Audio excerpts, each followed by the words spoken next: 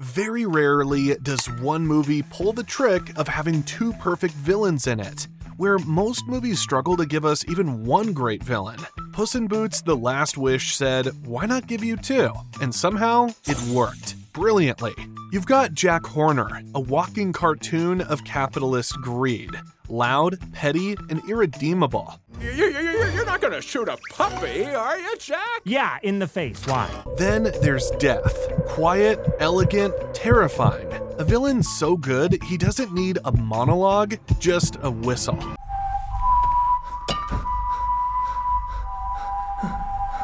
They should have clashed, pulled the story in two directions, and canceled each other out. Instead, they elevated everything. So how did they pull it off? Well, there's four key elements that made these two villains work so well. The first of which is tonal contrast. In filmmaking, tone is a writer's attitude toward the subject matter or the audience. This attitude can be manifested through a character as humorous, dark, sarcastic, detached, or whatever the case may be. A writer would deliberately juxtapose two or more different tones within a single piece of work to generate a tonal contrast. This is exactly what the writers Tom Wheeler and Tommy Swerdlow did with Puss in Boots. They didn't try to blend Jack Horner and Death into the same tonal lane. They let them live in entirely different genres and use that contrast as a narrative device. Take Jack Horner, for example. This dude was simply crazy. Energy, vibes, humor, you name it. He's Gordon Ramsay, but with poor hygiene. And worse, Jack is pure evil, even though his scenes are scored like an action comedy. He's a man who turns an adorable unicorn horn into a weapon of mass destruction. He's loud, self-centered, and selfish. Though he might be selfish, he still manages to work with some people. You know, hired assassins or thieves, and of course, his henchmen, the famous Baker's Dozen. Unfortunately, he got many of them killed. Totally not his fault, by the way. Horner often delivers his lines with a sort of self-satisfied, almost gleeful cadence, even when he's being utterly despicable. These babies are gonna get me that wish even after the whole team is dead and gone. And the actor who brought that to life, of course, was John Mulaney. Can I get on the plane now, please? And they go, no. It's delayed 9 hours. His vocal performance as Jack Horner is quite remarkable because he manages to imbue the character with that specific blend of smugness and unhinged ambition without ever losing the underlying comedic timing. There is no moral ambiguity as far as Jack is concerned. He's an egomaniacal force of destruction, and he knows it. Nevertheless, this tone isn't accidental. Jack's cartoonish excess serves a critical structural function. His presence releases narrative tension and lets the audience reset, especially after emotionally charged moments with Puss and Death. He is the comic B-plot villain, but crucially, he's still a real threat, which makes the balance work perfectly. He doesn't need a tragic backstory. In fact, he had the kind of childhood every kid would hope for. Just listen to this dude. So why was he so evil? Well, because Jack is insecure, an insecurity that stemmed from childhood when a magic puppet won the hearts of an audience and he didn't. That's why he wants all the magic in the world to himself. It's also the one thing in life he does not have. He has the rest: money, loving parents, and a great baking business. Oh, did I forget to mention that Jack is a contradiction? Unlike Death, who is Death? Check this out. Jack says that little Jack who was laughed out is dead and that there is only Big Jack now. But then he still keeps this in his kitchen. This indicates a kid who never truly grew up. He might have increased in size, but he remained stunted by the insecurities he picked from childhood. Which is brilliant considering that Jack never went through a full character arc. He was irredeemable and never changed his ways. Essentially, the writers used Jack to create a distinctive tone in the movie that blends sarcasm, pettiness, and narcissism with dark humor. Now, compare that with Death, a character whose tone is the polar opposite. Where Jack is loud and indulgent, Death is restrained and works alone, with no henchmen or sidekicks whatsoever. Voiced by Wagner Moura, if it isn't Puss in Boots himself. Death's way of speaking is slow, deliberate, and deeply resonant. There's a pervasive sense of calm and unwavering confidence in his voice, almost a serene quality, which makes his pronouncements all the more terrifying because he's never hurried or emotional. He moves slowly, deliberately. He never rushes because he doesn't have to. Cinematically, Death is staged like a horror movie antagonist. The cinematography shifts to cooler tones, the lighting drops, and the shadows deepen. Sound design becomes minimal, then punctuated. You hear the whistle before you see him. What's interesting is his whistle is a slow, rhythmic melody, 8 notes long, one for every life Puss wasted. He represents mortality, fear, and the inevitability of death itself, and that's why his tone has to be so deadly serious. He isn't just threatening Puss's life, he's threatening Puss's denial of his own mortality. With Death, the writers created a tone that is menacing, terrifying, relentless, calm, and collected. They did this using his dialogue, body language, persistence, actions, and something even more important we'll talk about later in this video. Before we can understand that, we need to know how 2 other elements made the tone even better. Without these 2 key elements, writing 2 perfect contrasting villains would flop miserably. The first one of these is in visual and thematic distinction. In animation, design is subtext. A character's look should tell you who they are, and what they want, and how they see the world. And in Puss in Boots, the 2 main villains, Jack Horner and Death, are walking metaphors. They're the physical embodiment of 2 opposing ideas, the greedy denial of mortality and the cold acceptance of it. Every design choice supports these themes. For example, everything about Horner is dialed to 11 and not in a flattering way. Let's start with the obvious. His body shape is absurd. His cheeks look like they're ready to burst. His tiny legs are ridiculous under his big body. And his pink bob haircut, not a fashion statement.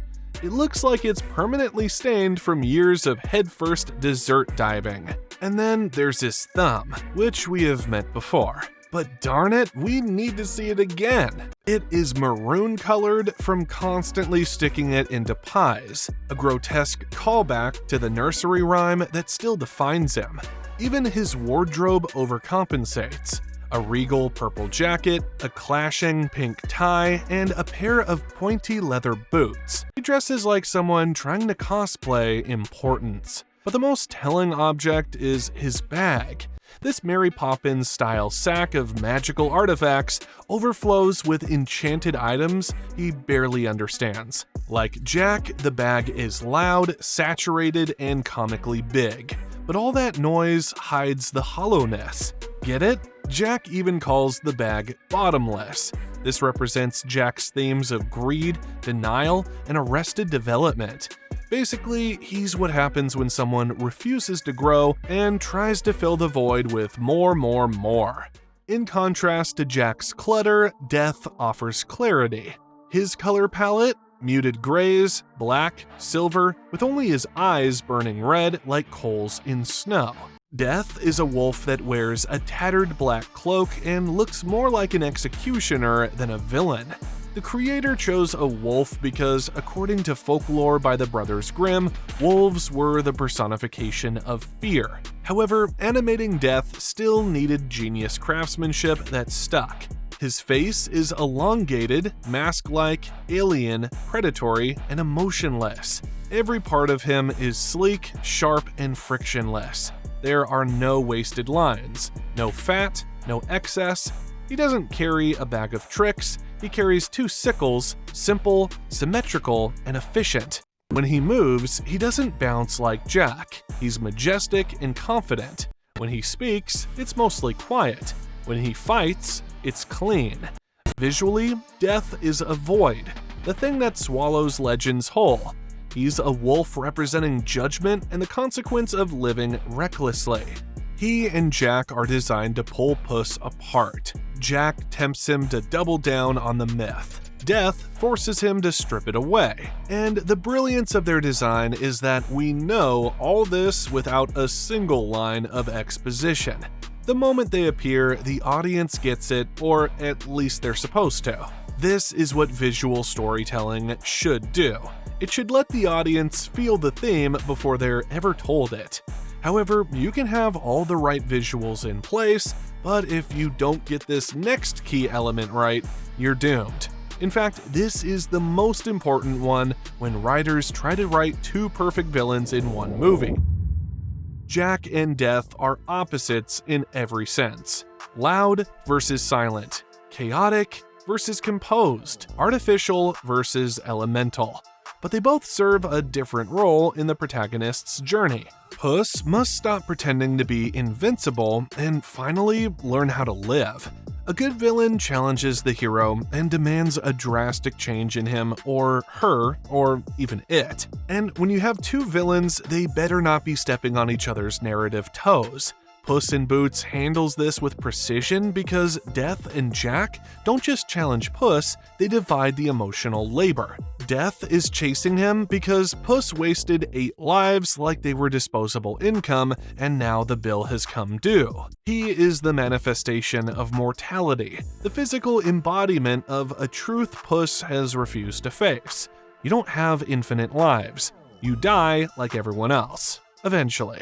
He's also a metaphor, yes, but he's also literalized. His sharp teeth, intensely red, sinister eyes, and pair of large scythes are literal enough to send cold down anybody's spine. He is the biggest threat to Puss's body, mind, and even his myth. The legend of the lover, fighter, hero, the one who laughs in the face of death.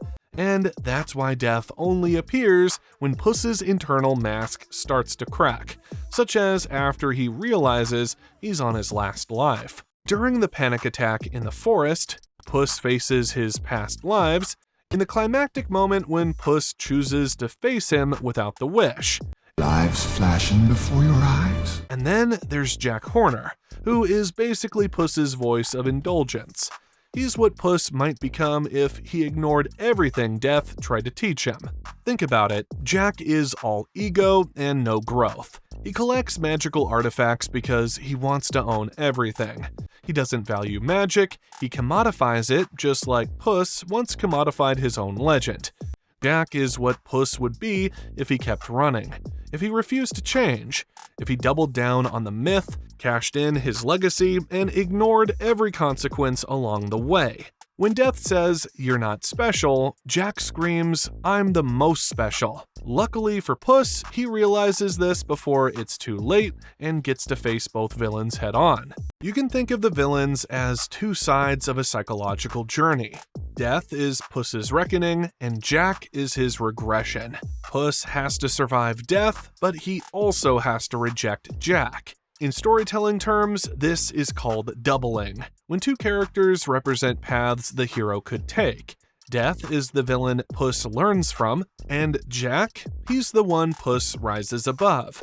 Together, they evolve the protagonist. And once your villains are aligned with your hero's journey, then you can close the curtains and call it a night. Now that we understand those key elements, we should be able to fully grasp the last piece that puts everything together and makes it. Great storytelling isn't just about who shows up, it's about when they show up. In Puss in Boots, Death arrives at the perfect time during the inciting incident. Well, if it isn't Puss in Boots himself. For writers familiar with common story circles like that of Dan Harmon, the inciting incident is the event that disrupts the normal life or status quo of the protagonist, compelling them to take action. It's a very important part of a hero's journey that forces them to change. The hero's journey, by the way, is a narrative structure in which a protagonist begins in an ordinary world, that is, exposition. Hey, hola amigo. Then he receives a call to adventure or the inciting incident. But the hero would initially refuse this call. no. Eventually, he would answer that call. He would then cross the threshold into the unknown, facing trials and enemies, which makes up the rising action. Team, eyes on the road. Who is this guy? I'm Puss's best friend. No. And then he would experience a major ordeal or death-like crisis, a part known as the climax. He's here for me. Finally, the hero gains a reward or revelation, and returns home transformed, making up the falling action and resolution. With that, the hero's journey is complete. But back to Death. The moment he walked into that bar, everything changed. Puss bleeds for the first time, unravel, and the movie drops the playful tone that started it. Death's presence surgically changes everything by forcing a genre shift. Every one of his scenes hits the brakes. Long pauses, minimal movement, quiet soundscapes, and visuals that lean cold and dark. The story uses him like a brake pedal, moments to force Puss and us to sit with the fear. And because his scenes are rare, they always land hard. By spacing them out, the film turns his appearances into events. Jack, on the other hand, is the rhythm keeper. He enters early and sticks around not to deepen the story, but to keep it moving. Skip him out! His presence creates action, comedy, and escalation. Every time Jack shows up, the tempo spikes. He crashes scenes and speeds up the chase of the wishing star. He destroys environments, conjures chaos, and forces characters to adapt. He's the external pressure driving the plot forward, the ticking bomb that makes sure no one gets too comfortable while they await Death's re-entrance. Importantly, Jack doesn't get in Death's way because their appearances are strategically placed. And that's it.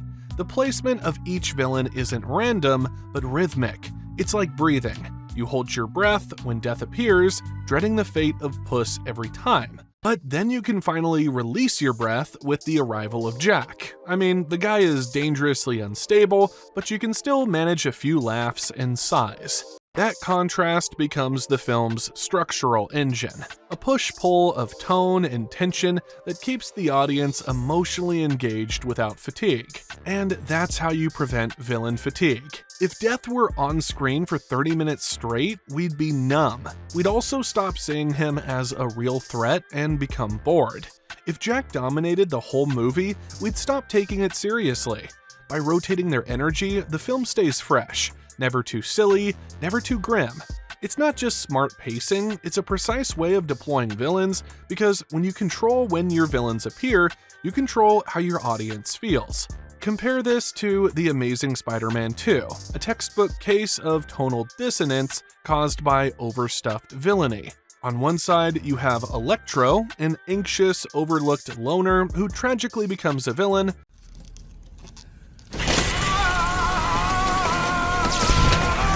Alone, he probably would have carried the story well. But then there was Harry Osborn, whose arc feels rushed, emotionally underdeveloped, and fast-forwarded into Goblin mode. His villain turn happens so quickly, it undercuts any real build-up. What you made me do. You were my friend. Then, just for good measure, the movie tosses in Rhino at the end. So, what's the issue? Well, these villains don't just clash tonally, they clutter each other narratively. There's no clear rhythm, no emotional baton pass. Instead of tension and relief, you get whiplash and confusion. The film tries to make Electro the thematic anchor, but keeps yanking focus to Harry. Neither is given enough screen time to build weight, and the emotional thread between Peter and Gwen gets buried under the noise. On the other hand, The Dark Knight handles tonal duality with surgical precision. The Joker is chaotic, mocking, unpredictable, and terrifying all at once. I'm gonna make this pencil disappear.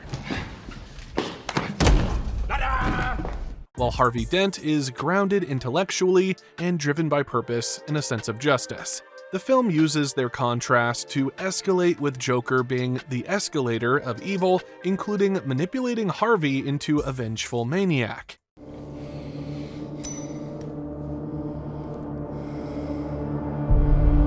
At the end of the day, both villains challenge Batman from different angles, just like Jack and Death challenge Puss from two fronts. Jack represents the ridiculousness of legacy and power, while Death highlights the existential dread of dying before you've lived well. We've seen how DreamWorks used Puss in Boots to pull off the impossible, with not just one great villain, but two. But if you think writing two perfect villains is hard, writing a memorable hero introduction is just as hard. Click here to see how movie makers completely botched the entrances of three major heroes and what we can learn from their mistakes.